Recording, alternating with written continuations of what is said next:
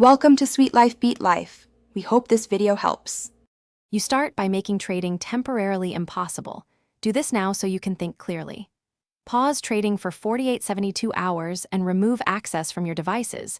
This creates breathing room.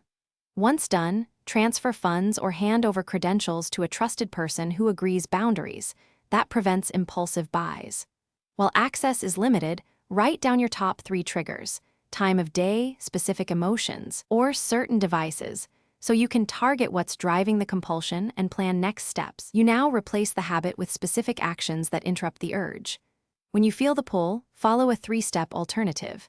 Take a 10-20-minute walk, write 5 lines in a journal, then call a supporter. Habit stacking makes change stick. Make money autopilot. Set automated transfers to savings and a locked no-trade account, for example, 1/3 of discretionary income. Also install app limits and site blockers, and schedule neutral activities during your highest risk times to reduce exposure. You aim for maintenance. Perform a weekly review of goals, wins, and recurring triggers, then adjust your plan incrementally. Change no more than 10% at a time so progress is stable. Make professional help non-negotiable.